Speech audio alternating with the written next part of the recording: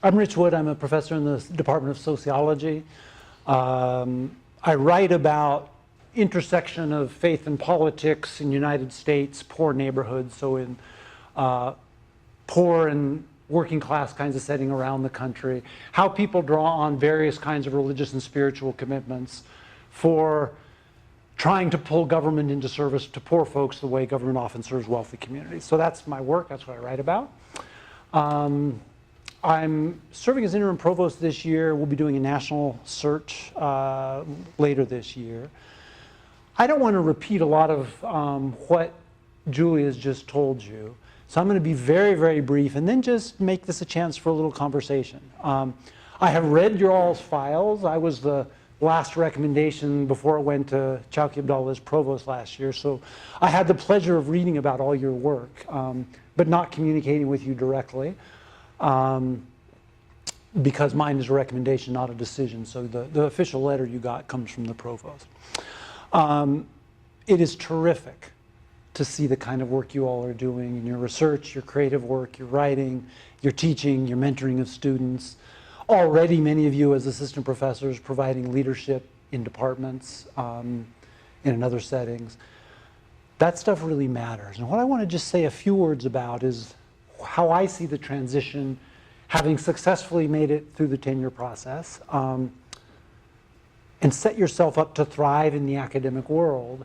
What does that look like? And I'm going to talk out of my own experience partly. I had a kind of a pause after the push to tenure, all the focus on publishing and getting a whole bunch of work out. Had done a bunch of national funded research out of the federal government. And right about the time I got tenure in 2001, there is a bit of a natural pause, just you're pushing so hard, right? I also, and some of you will experience something like this just as the odds go.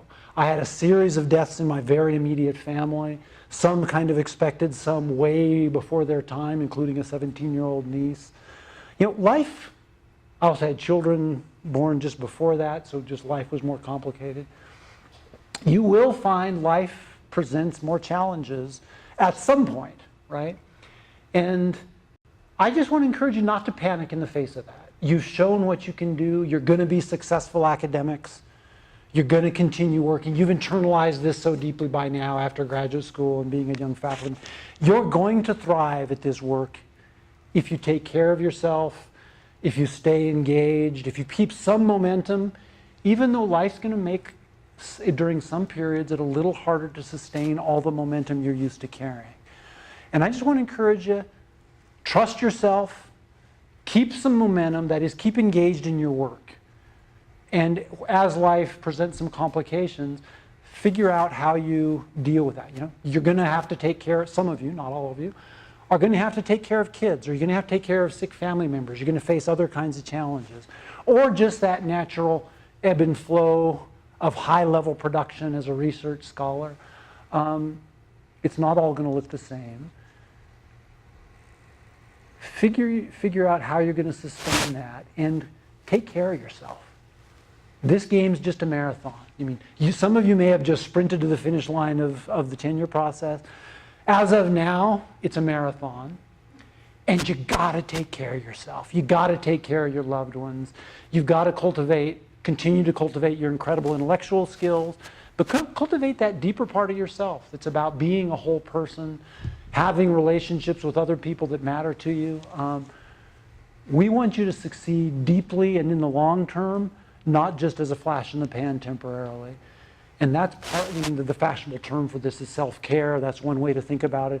Another way to think about it is yourself as not just a brain, but a full human being who needs to thrive in a bunch of dimensions of life. That's how you'll be happiest here. That's what will keep you here. And that's what we want. Okay? Lastly, I do want to just say a little bit about why the University of New Mexico, why I'm still here 23 years into an academic career, why I hope you're still here 23 years into an academic career. Most of you will get chances to go elsewhere. Many of your senior colleagues have had chances to go elsewhere. I've chosen to turn those down because I'm deeply committed to public education. I'm mostly a product, except for a 2-year period as a master's degree student. I'm purely a product of public schools and public universities in this country. And I think that matters in this America, in the face of the kinds of inequality, the kinds of polarization, partly economically, partially racially, ethnically, on gender grounds, on sexual orientation grounds. This time in this country, I think as a sociologist, has put democracy at risk in a way that we haven't seen probably since the Civil War.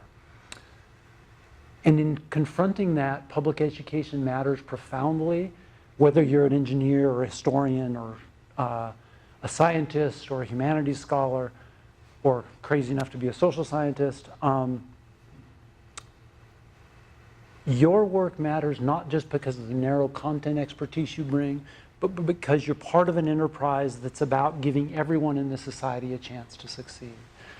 And so if you've read some things that I've written this last year, our commitment, my commitment as interim provost, our commitment as a university, President Stokes is behind this, is about that overlap of a deep commitment to social equity across all those categories and a deep commitment to the kind of scholarly excellence, being a truly excellent research university in the public sector, in the state of New Mexico, and living into that vocation as a particular kind of institution. Too often those things get played off against each other. We are deeply convinced we can occupy the overlap of those things in ways that very, very few institutions in American life are capable of doing. And in doing that, we can produce the next generation of Native American and Hispanic and Anglo and African American and multiracial and Asian American students and international students.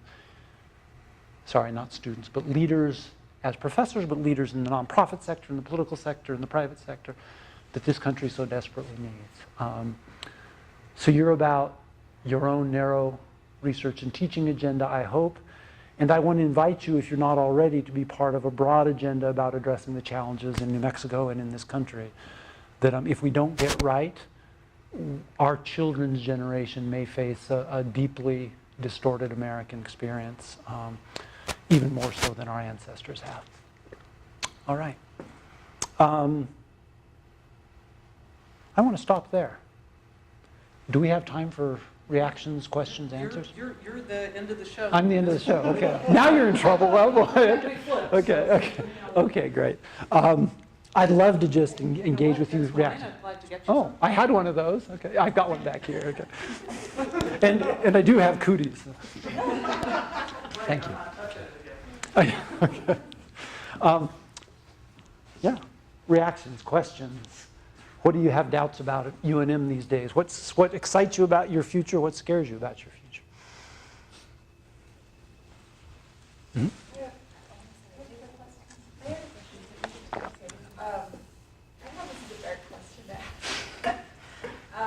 Given the state of things and given our really poor relationship as a nation to other countries and the way it's impacted our enrollment of graduate students internationally, which is a huge problem, our enrollment of international students. What is the future of higher education? I feel like I just made a commitment to a burning building, and I'm wondering where it's going and how long do you see state institutions like the University of New Mexico being viable places to work, being existing, I feel like I just got tenure and I'm excited about that, and I love it here. I love our students, and I love the fact that they're global citizens in a lot of ways that I don't think students at previous institutions are. Yeah. But I do wonder about the future of American universities, given that these other international places are not able to, comfortably send their students here. They're building tons of universities in China right now. Yeah. Lots of people are actually leaving high-profile places in the U.S. and going to teach in China permanently. And so I'm just kind of like, should I learn Mandarin and move? Yeah. What should I do next? Yeah. So would folks mind just starting with your names, just because your name's on paper to me? My name is Nora. Great. Out of which department? Architecture. Great. Okay. I'm going to ask for 2 or 3 questions, comments, just to kind of broaden it out, and then I'm not avoiding you. Yeah, nothing like starting with an easy question, right? No, okay. No, that's great. Okay. Yeah. Go ahead. So I'm Caroline Scruggs in Community and Regional Planning, and I'm curious curious. I felt like through the tenure process, 10 very well qualified people reviewed my case and took hours to do it. And I would love to know more about what they thought. Did they have recommendations? They spent all this time looking at it. And I'm wondering if there's a UNM policy on getting, redacted comments or even just pieces of those letters, because I feel like I didn't get any feedback on up until now. I feel like I've gotten very little feedback on, just does anybody have a good idea? Yeah. Or, things that are working or not working and that sort of thing. And there's a certain wasted intellectual capital in doing that. Yeah, Okay. I feel like all these people spent so much time and Yeah. might have had some really interesting Okay. thinking. Okay. All right. One more? I have a question. My name is Stephanie Smith from the School of Public Administration. And so, we've been in the same building for years and of course We never introduced each other. Yeah. I decided to call our building the anti-social sciences building. Yeah. As, Yeah. there's no room for interaction in there. But I was wondering if you could talk a little bit about, our transitioning to being associate professors, I think might come with a little different role or for us in terms of faculty governance from how we might have looked at our roles as as assistant professors and so. Okay. Yeah. Good. Okay. So let's start with those. And I'm going to try to be brief, so if others have questions and comments, we can engage. So let's start with the big picture one. Higher ed in this country is facing deep challenges, just no question. You framed that well. There are those who would try to convince you that it's all in crisis, the future is just bleak.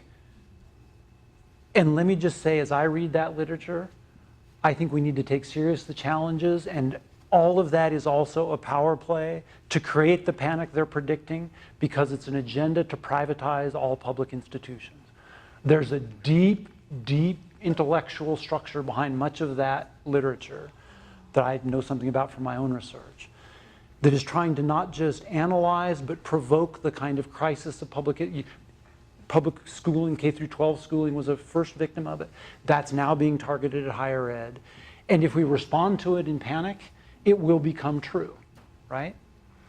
And it's an ideology that public institutions are inherently bad, that, this country's legacy of public education as a mechanism of social mobility, some level of social justice, as imperfect as that has been, and in all the ways that public education has also been a tool of exploitation, right? All that's true.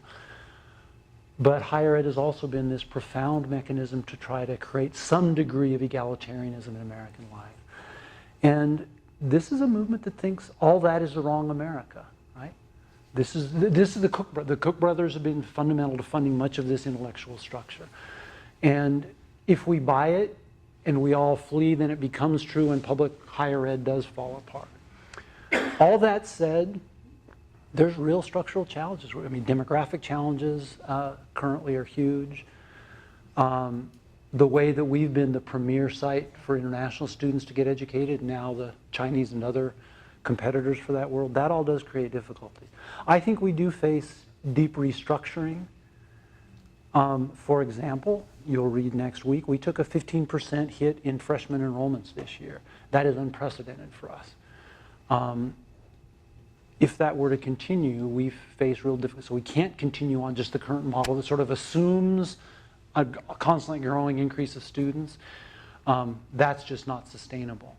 But I'm deeply optimistic about, in particular, this university's capacity, if we take those challenges seriously but don't panic in the face of them, to build the kind of university that New Mexico needs, that this country needs, and that we can sustain a really vigorous place as that public research university that's getting right out a more diverse America for the future. And here's why. Those are fundamental challenges. All the national federal funding agencies are looking for places that are good at that. The big national private foundations are dying for universities that really are delivering on research excellence and that social equity question. If we become that university, we'll build funding streams that just don't know where to fund right now because nobody's getting it really right. we're still a democracy that's not going to let this country just punt on questions of gender equity. It's not going to let this country just punt on questions of racial and ethnic equity. Let's become the university we need to be, claim that status, and look for money that's seeking to fund that. I think there's a great future here. Carolyn, your question was? It was about just Promotion tenure, thank you. hear about some of Yeah. those things. Right now, there is no such structure. So there's reviews that then get, at the college level, that get channeled to a dean. The dean writes a letter that, in very brief form, summarizes some of that input that comes to the university level to a committee. That input then gets synthesized and comes to me as senior vice provost.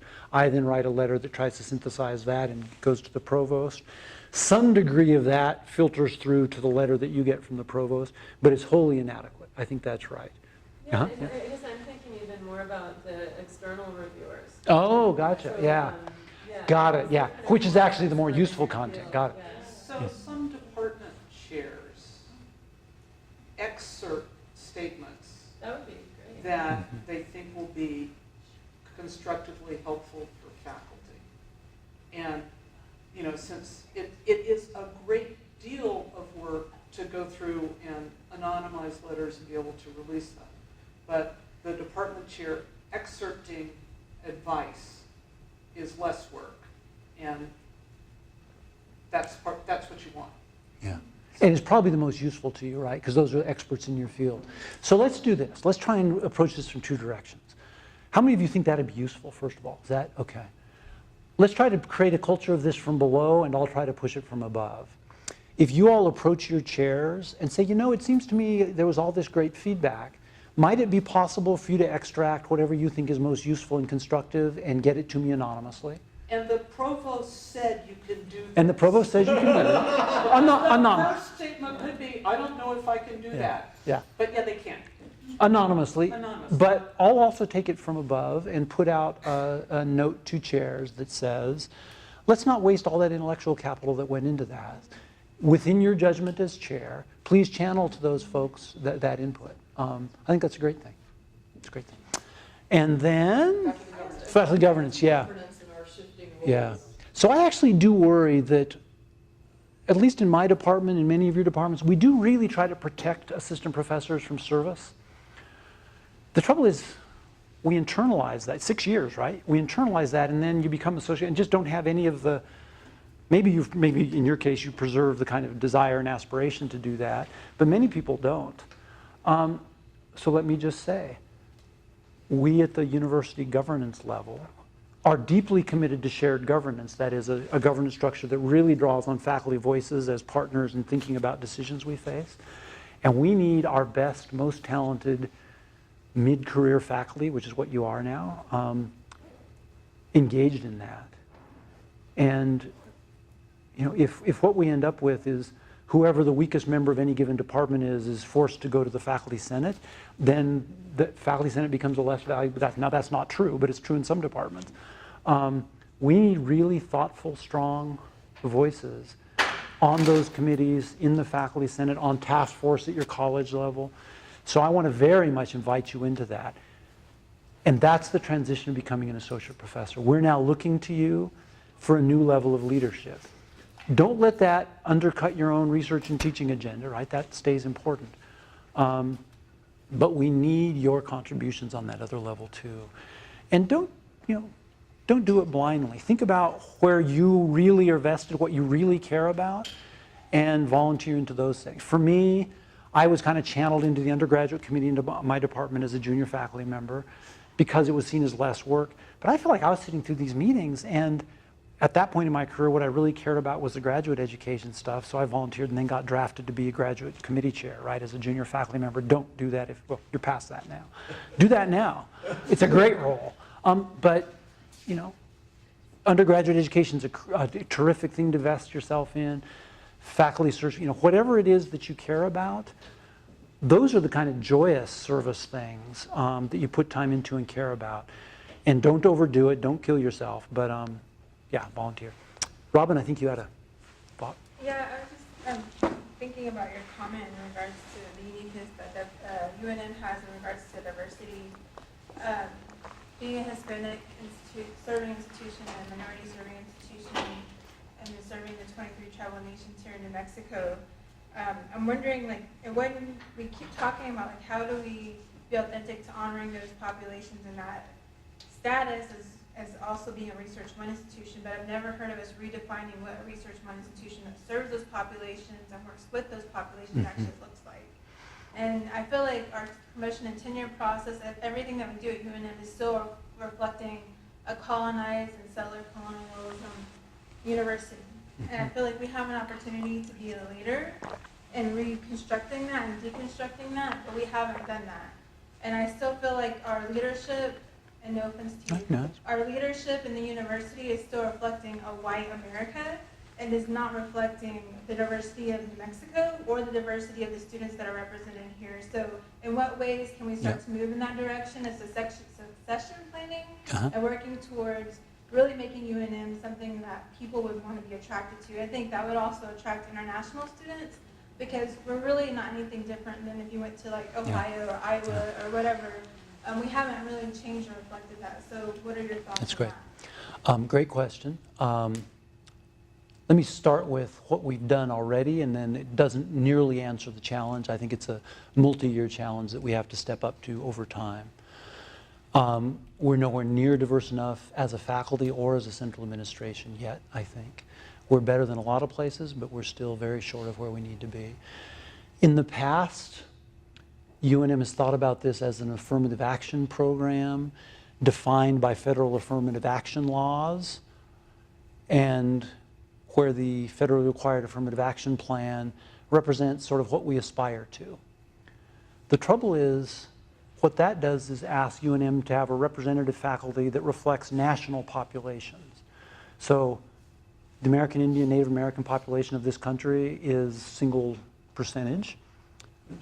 digit percentages. And so we were able to sort of claim we didn't have a problem on that terrain. We're now approaching that as a floor, where our actual aspiration as the University of New Mexico, what President Stokes calls the University for New Mexico, is much, much higher than that. We need a faculty and administration that reflects realities in New Mexico as well as nationally. Aspire to something much different than what that kind of minimal federal floor looks like. Steps we've taken to try to do this include, last year as vice provost, we asked for every department, and I'd be very curious to know how many of your departments have done this. We asked that every department submit by this fall language for the tenure and promotion policy in those departments, how they're going to credit community engaged research and teaching in their promotion and tenure policy at the junior level and at the senior level. And your department should have that language. We're requiring them to submit it to us, with the intention that we can't force departments to credit it, but by forcing them to think about it, we at least create some inertia towards policies that reward those of you who choose, and not everybody will choose, to engage with New Mexico communities in ways that collaborate in your research or your teaching in some way. Secondly, we just took before the deans a new initiative that's for a Native American cluster hire for faculty this year, be a several-year effort, built off of some great hiring we did last year, some stuff we have planned this year and the next couple years, to try to really up our game in terms of Native American faculty across a broad array of different departments. And then lastly, also yesterday at the Dean's Council, brought forward new language that's a much more assertive target of opportunity kind of hiring policy that allows us to really do specific hiring of specific scholars with a high bar around both excellence and diversifying their department around some dimension that matters. So a given department has to come forward with a proposal that says, here's this nationally prominent scholar, might be a assistant professor, associate professor, full professor. Clear trajectory towards excellence, who will diversify in these ways that matter for our mission here in New Mexico. We'd like to do a sole source hire of that person. And we've done extraordinarily little of that at UNM for not dumb reasons. There's legal difficulties in doing this in contemporary America. But we've worked this all through very carefully on the legal front. We can do this well as long as we administer it right, and try to use that as a mechanism to recruit a much more diverse faculty. And then create mentoring structures within. Part of the cluster strategy is don't bring in isolated individuals that then feel sort of dropped into a hostile ocean. Rather bring in clusters of folks that can be mutual support system. Pamela Goyo is going to be the cluster lead along with Alex Lubin to create a kind of cluster mentor structure for that group. I think the future will involve some Latino, Chicano, Hispanic cluster hire, probably African American cluster hire. We're also doing some special hiring for women in the STEM disciplines. We're moving on a bunch of fronts on this, and it's not enough, and it's going to take years. Is that helpful, Rob? Okay. Oh, and let me not fail to mention, all of Advance's work has been absolutely critical in helping us think about all that, beginning to implement this already over the last year around all the ways that you've seen this workshop. You know, they are central partners. DEI is a central partner, the OEO office. There's a lot of leadership at UNM that cares about this terrain, that's been looking for a chance to really live into it. We're going to try to create that chance. You know, I've got 1 year this year, and there's 2 ways you play an interim role. You're either a caretaker who just sort of keeps trains running on time, or you try to do something that's going to matter to the institution and its trajectory. When I was called to take this role, I told President Stokes, I'd love to, I'm honored to be asked, but if you want a caretaker, you should ask somebody else. Because if you ask me to do this, I'm going to try to drive a train. And she signed on to this agenda. She's fully behind it. Okay. And 5 years from now, it better not be somebody who looks like me and somebody who looks like President Stokes driving it, right? We need a much more diverse whole team. It's okay if we have the same Well, president 5 years Yeah. from That's probably a good thing. Yeah. That would be okay. Let's say the team driving this university in 5 years needs to look different over time. Yeah, Chris. Found the president that fit. Yeah. Let's hang on to Well, I think 2 things, sort of thinking about how you started your remarks, and then also thinking about some of the responses you've just given to Robin's comments is, in some ways, it is also driving cultural change within our departments, within our colleges, within the university. And I'm wondering if you have insights or thoughts about, like, how as associate professors we can do that work, That's great. or ways that you recommend and see it actually works. Yeah. So I'm a sociologist for organizations, and what I study is community organizing. And so I think about it from that angle. And the way a community organizer thinks about this is it's a lot of one-to-one. You create cultures from the bottom up, but in doing that, you create policies from above that both reinforce where you're trying to go and create levers that you can build off of to keep moving that direction. So I think it's your own activism from within departments, thinking about the kinds of cultures you need. How do you build a culture in your department? There is shared governance in the best sense, right? You as associate professors claiming voice, speaking in department meetings about where you think the department needs to be going, asking chairs to help lead that, and arguing for policy change. So it's not just sort of wind in the vacuum, it's real policy change and about how your department is run. How I in the provost's office, how my colleagues in other parts of the university are running the university. Find allies, ask them to help from wherever they're situated, reinforce what you're doing, and create policy language, say in my role, that helps that happen. And I will be fully on board with that as long as it's truly about real excellence and real equity around the categories that matter. To the extent we divide those things, I think we all lose. If we really drive on that terrain, I think there's resources and political support and a future that matters for UNM.